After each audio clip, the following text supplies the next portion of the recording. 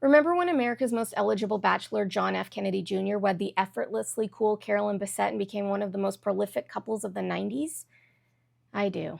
It was 1992, we got Aladdin, Batman Returns, and Home Alone 2. The Blue Jays won the World Series, Billy Ray Cyrus debuted on the scene with his achy-breaky heart, Bill Clinton took the presidency, the Cold War ended, and John F. Kennedy met Carolyn Bessette for the first time. 32-year-old John had arrived at Calvin Klein to make some purchases. 26-year-old Carolyn was working with the brand, particularly with VIP clientele, and Calvin and his wife Kelly thought she was best suited to help out the young Kennedy. She sent John home with several suits and her phone number. John also happened to be dating Daryl Hannah at this point in time, but the two were on and off for years. He called Carolyn a few days after their first meeting and eventually invited her as a guest to a gala he was attending. Carolyn was not impressed, thinking that another woman at John's table was his date. She declined his invitation to the after party. That May, they were both in attendance at another fundraiser. This time, onlookers noticed that the two were locked in conversation for over an hour. John continued to see both Daryl and Carolyn over the next few years. Carolyn would break up with him repeatedly over the fact that he wouldn't introduce her to his mother, Jackie,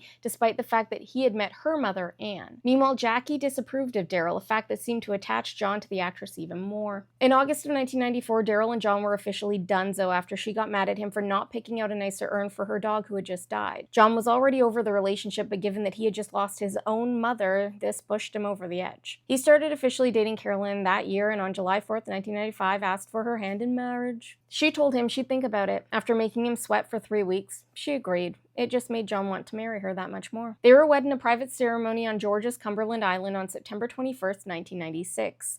They exchanged vows in front of 40 guests. Carolyn wore a $40,000 gown designed by her friend and up-and-coming designer Narciso Rodriguez. She was late to her own ceremony. John told his cousin and best man, Anthony Radziwill, that he had never been happier in his life. The media ate their marriage up. The world's most eligible bachelor was off the market, but not only that, the American prince who could have had any woman had chosen a regular girl. The couple honeymooned in Turkey, but when they came back to the States, they were met with a swarm of cameras. Carolyn was unprepared. He asked the media to back off, but they couldn't get enough of his new bride. Her sleek modern style was highly desired, and the country's top fashion magazines were clamoring to get her on their covers. The weight of her newfound celebrity was too much for Carolyn to bear. She had been working in PR for Calvin Klein at the time, and her boss complained that she was making herself look like the Hunchback of Notre Dame in photos. She was constantly hunched over, trying to hide. In response, Carolyn hid even more. She was depressed, she was doing drugs, and something that her friends in the fashion industry had been well aware of. She and John both had fiery tempers that would result in blow-up fights, which at times turned violent,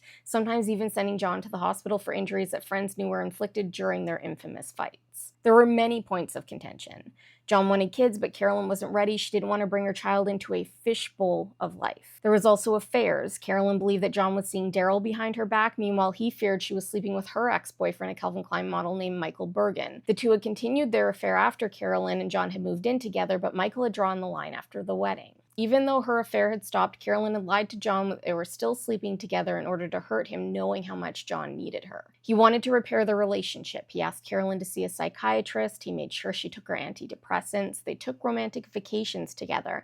And in March of 1999, they started attending couples counseling. But then on July 12th, when questioned about her drug use, Carolyn stormed out of the therapist's office. She started sleeping in the spare bedroom. John moved out of their Northmore Street loft and checked into the Stanhope Hotel. 2 days later, Carolyn's sister Lauren invited the two to meet her for lunch. She was concerned about how tense their relationship had become. She encouraged Carolyn to fly with John to Hyannisport for the wedding of his cousin, Rory Kennedy. Lauren offered to fly with them. She said it would be fun. John agreed, and then Carolyn did too. The following day, on July 15th, John went to get a cast removed from his left ankle. He had broken it 6 weeks prior in a paragliding accident. He was told not to fly for 10 days. John had started taking flying lessons while his mother was still alive, and she hated it. She knew John to be reckless, and she worried about him. John and Lauren drove to Essex County Airport in New Jersey the following evening on July 16th. They got stuck in traffic and arrived shortly after 8 p.m. Carolyn was arriving separately, but she wasn't there yet. She was running late at the salon where she was getting a pedicure. She had her pedicure redone 3 times before she left for the airport. John's $300,000 Piper Saratoga pushed his experience as a pilot. He was 10 hours short of getting his instrument rating certification. John, Carolyn, and Lauren took off around 8:40 p.m. that evening, bound for Martha's Vineyard, where they would drop off Lauren before continuing on to Hyannis. About an hour after takeoff, John's plane fell from the sky, crashing into the ocean below. On July 21st, Navy divers recovered John, Carolyn, and Lauren. Autopsies would indicate that they had all passed away on impact. A year after the accident, the National Transportation Safety Board reported that the accident was most likely caused by pilot error. They believed that haze most likely obscured the horizon and caused John to become disoriented. It would be years before the truth behind John and Carolyn's life would be revealed, before we would come to find out that Lauren and Carolyn's mother Anne had told him to never take both of her girls up in that plane at once, before we would learn that the Prince of Camelot's crown was heavier than we could have ever imagined. Thanks for watching. I hope you liked this one. If you did, please save and share it with your friends because I need all the help I can get on this app. If you'd like to support the cult, you can grab some stickers and a bookmark to show your allegiance. There's also a Patreon. It's a party. Good day, and may the cult be with you.